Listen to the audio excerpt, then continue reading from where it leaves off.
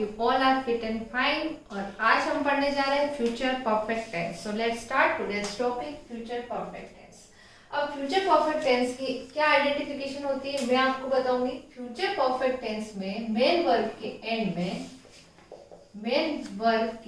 And में चुका होगा, चुकी होगी, कर लिया होगा, ली होगी, इस तरह के सेंटेंस का हम जनरली यूज करते हैं। ठीक है, बात कर रहे हैं हम फ्यूचर की, मतलब आने वाले समय की बात। लेकिन मीन्स क्या बता रहे हैं हम, मेन वर्ब के एंड में चुका होगा, चुकी होगी, कर लिया होगा। ठीक है, तो लिया होगा, ली होगी। ठीक है, इस तरह के मेन वर्ब के एंड में इस तरह के सेंटेंस का हम जनरली यूज करते हैं। जैसे फॉर एग्जांपल वह जा चुका होगा। ओके, मैं क्या अजम्पशन लगा रही हूँ कि वह जा चुका होगा इस समय तक, मतलब अभी मैं प्रेजेंट में प्रेजेंट में रही हूँ, लेकिन बात किस समय की कर रही हूँ, मैं फ्यूचर टेंस की कर रही हूँ कि भाई इस समय उसने, जैसे कल आप, जैसे मैं एग्जांपल देती हूँ आपको कि आप कल के बारे में सोचते हो, 8-6 बज रही, आप कल इस समय के बारे में सोचते हो कि यार अभी तक इस समय में मैं वहां पे पहुंच चुका होगा। ठीक है, कहीं आपको कोई पार्टी में जाना होता तो आप क्या सोचते हो कि इस समय में पार्टी में पहुंच चुका होऊंगा। तो इस तरह के सेंटेंस जनरली हम यूज करते हैं फ्यूचर परफेक्ट टेंस में। ओके, तो अब हम पढ़ते हैं किस तरह से इन सेंटेंस को बनाया जाता है। तो सबसे पहले हम लेंगे affirmative sentence. Okay, affirmative sentence हर बार मैं आपको हर वीडियो लेक्चर में आपको बता चुकी हूँ कि क्या होता है अफर्मेटिव सेंटेंस। जो सिंपल सेंटेंस होते हैं जिनमें नोट का यूज नहीं होता है और न ही कोई क्वेश्चन का यूज होता है। ठीक है, हिंदी में हम इसको बोलते हैं सकारात्मक वाक्य। अब इसका क्या कंसेप्ट है उसको हम समझेंगे। सबसे पहले आएगा हमारा सब्जेक्ट। ओके, उसके बाद हेल्पिंग वर्ब आएगी। हेल्पिंग वर्ब आती है will have. Okay, helping verb आएगी हमारी विल हैव प्लस वर्ब की थर्ड फॉर्म प्लस ऑब्जेक्ट। बहुत ही सिंपल है ये भी आपका, ये आपका एक फॉर्मूला बन जाता है, subject plus will have plus verb की third form plus object. Okay, future perfect tense अगर आपको मैं रिकॉल करवाती हूँ कि हमने प्रेजेंट का परफेक्ट टेंस पढ़ा, उसमें भी हमने वर्ब की थर्ड फॉर्म का यूज किया था और पास्ट परफेक्ट में भी हमने वर्ब की थर्ड फॉर्म यूज की थी और फ्यूचर परफेक्ट टेंस में भी वर्ब की थर्ड फॉर्म का यूज होता है। लेकिन क्या चेंज होता है, हमारा हेल्पिंग वर्ब चेंज हो जाती है। तो सब्जेक्ट के बाद विल हैव का यूज होता है, उसके बाद वर्ब की थर्ड फॉर्म का यूज होता है। तो क्लियर है। अगर फ्रेंड्स आपने ये फॉर्मूला आपके दिमाग में बिठा लिया है तो आप कोई भी सेंटेंस बना सकते हैं या फिर उस सेंटेंस को आप पहचान सकते हैं कि हाँ ये सेंटेंस हमारा फ्यूचर परफेक्ट टेंस का है। ठीक है, अब मैंने एक सेंटेंस बनाया कि वह जा चुका होगा। ठीक है, मैंने क्या सेंटेंस बनाया, वह जा चुका होगा। अब मैं एक सेंटेंस लिखती हूँ, वह जा चुका होगा। ओके, अब सब्जेक्ट क्या है, वह, तो ही लगा दिया मैंने। ही के बाद हमारी हेल्पिंग वर्ब है विल हैव, तो वी विल हैव। जाने को क्या बोलेंगे, गो, तो गो की थर्ड फॉर्म क्या होगी, गॉन। ठीक है, गो, वेंट एंड गॉन, तो gone. He will have gone, वह जा चुका होगा। वह आ चुकी होगी, है ना, ये भी कह सकते हैं वे आ चुके होंगे। बोलते हैं ना हम, इस तरह के वाक्य भी यूज करते हैं, वे आ चुके होंगे। तो वे को क्या बोलेंगे हम, दे विल हैव।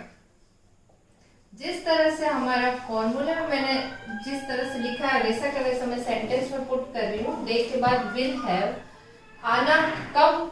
ठीक है, कम की थर्ड फॉर्म क्या होती है, कम, सेकंड फॉर्म कैन और third form come, come came come, तो they will have come. Clear, तो ये आपका क्लियर हो गया है। इसी तरह से आप और भी सेंटेंस बना सकते हो, जैसे कि मेरा काम हो चुका होगा, ये भी आपका फ्यूचर परफेक्ट टेंस है। ठीक है, कि मेरा काम हो चुका होगा, तो ये भी हम एक सेंटेंस लिख सकते हैं, मैं काम कर चुका होगा। ठीक है, आपका काम हो चुका होगा। तो आप क्या लिखेंगे, आई विल हैव, करना कंप्लीटेड भी लिख सकते हैं या फिर आप डन भी लिख सकते हैं। तो I have completed my work, clear. या फिर हम डन भी यूज कर सकते हैं, I will have done my work. तो इस तरह से हमने अफर्मेटिव सेंटेंस में कुछ सेंटेंस बनाए हैं, ठीक है, जिसमें मैंने विल हैव का यूज किया है, वर्ब की थर्ड फॉर्म का यूज किया है। अब हम चलते हैं नेगेटिव सेंटेंस की तरफ। बिल्कुल इजी है, कोई भी ज्यादा ट्रिकी नहीं है, नहीं कोई इसमें रूल्स है ज्यादा। सिर्फ आपको एक फॉर्मूला याद रखना है, will have subject plus will have plus verb की third form plus object. Verb की थर्ड फॉर्म हमेशा आपको याद रहती है कि परफेक्ट टेंस में हमेशा वर्ब की थर्ड फॉर्म आती है। सिर्फ आपको एक हेल्पिंग वर्ब याद रखनी है कि हमको फ्यूचर टेंस में हम विल हैव का यूज करते हैं, क्लियर। अब हम चलते हैं नेगेटिव सेंटेंस पे, ठीक है। अगर सेंटेंस नेगेटिव हुआ तो किस तरह से हम सेंटेंस को बनाएंगे। नेगेटिव सेंटेंस जिसमें हम नोट का यूज करते हैं, नेगेटिव सेंटेंस। अब इसको फॉर्मूला देखेंगे, हम कहाँ मिस्टेक करते हैं वो मैं आपको बताऊंगी कि जनरली मिस्टेक कहाँ होती है। सब्जेक्ट फॉर्मूला में क्या है, विल हैव, तो सब्जेक्ट प्लस विल के बाद हम नोट का यूज करेंगे। ये हमेशा आपको ध्यान रखना है, सब्जेक्ट प्लस विल, उसके बाद आएगा हमारा not plus have. Okay, subject plus will plus not plus have plus verb की third form plus object, clear. आपको नोट का यूज कब करना है, हेल्पिंग वर्ब के बाद में। विल के बाद में आप नोट का यूज करेंगे, उसके बाद आप हैव का यूज करेंगे। अब हम सेंटेंस बनाएंगे। मैंने सेंटेंस बनाया, वह जा चुका होगा। अब मैं क्या बोलूंगी, वह नहीं जा चुका होगा, ठीक है। तो हमारा सेंटेंस क्या होगा, इसी सेंटेंस को हम बनाते हैं, वह नहीं जा चुका होगा। तो he will not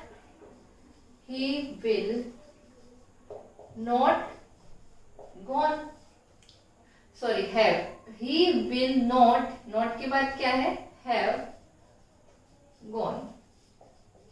okay, he will not have gone, वह नहीं जा चुका होगा। सेकेंड है वे आ चुके होंगे, तो हम क्या बोलेंगे, वे नहीं आ चुके होंगे। तो दे विल, नेगेटिव सेंटेंस है इसलिए नॉट विल के बाद आएगा और उसके बाद हम हैव का यूज करेंगे। दे विल नॉट हैव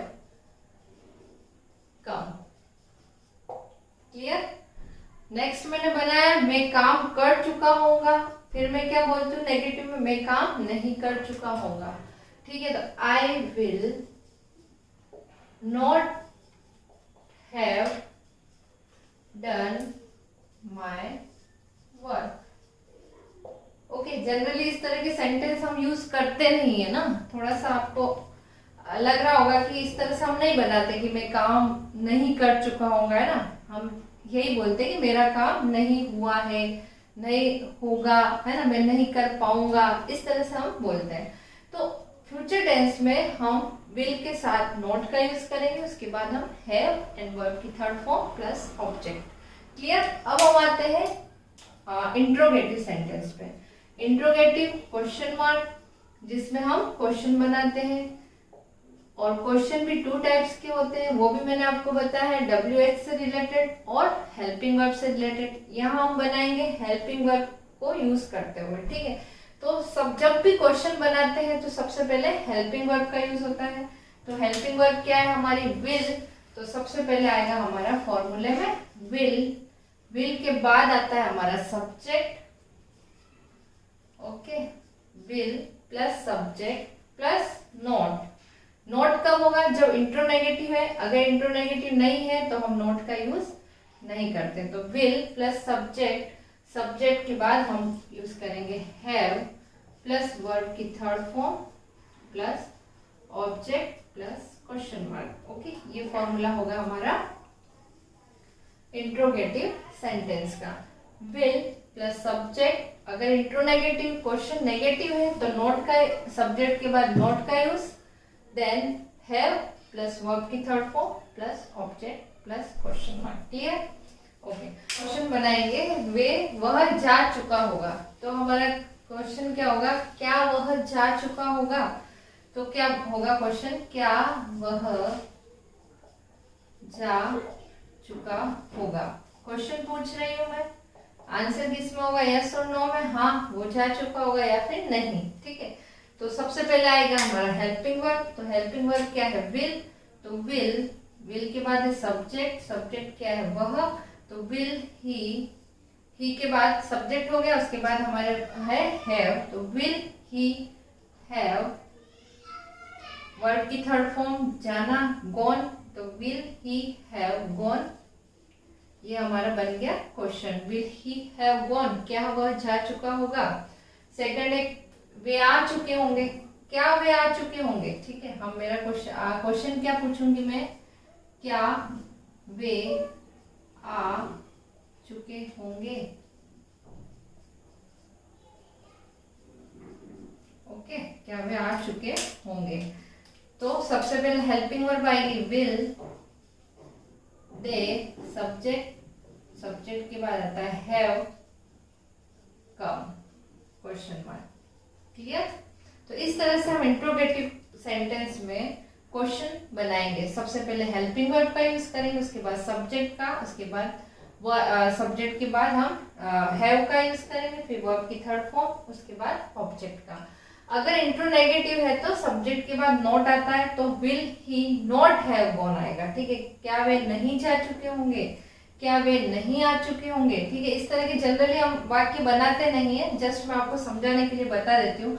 अगर इंट्रोनेगेटिव है तो विल दे, सब्जेक्ट के बाद आता है नॉट, तो दे नॉट हैव कम।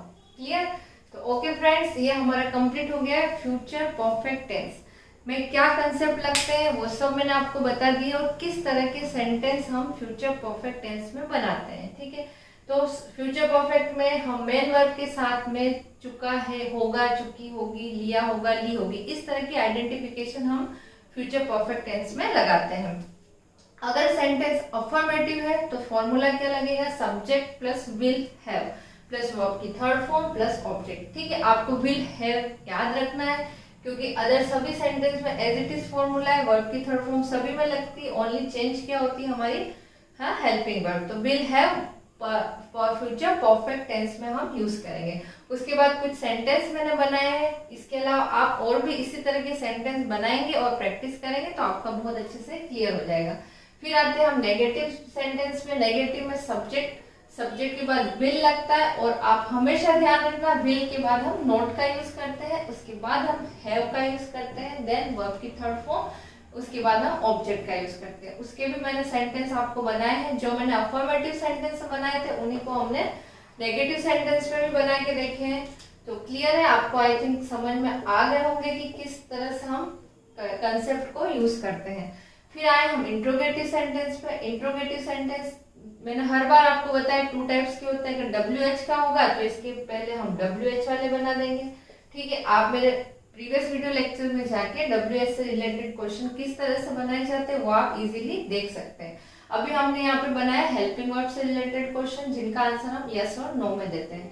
ठीक है, इसका फॉर्मूला होता है विल प्लस सब्जेक्ट, अगर इंट्रोनेगेटिव है तो नॉट, और नहीं है तो सब्जेक्ट के बाद हैव, फिर वर्ब की थर्ड फॉर्म, उसके बाद ऑब्जेक्ट। फिर मैंने कुछ सेंटेंस बनाए हैं। ओके फ्रेंड्स, अगर आपको मेरा वीडियो पसंद आया तो प्लीज सब्सक्राइब करें एंड शेयर करें।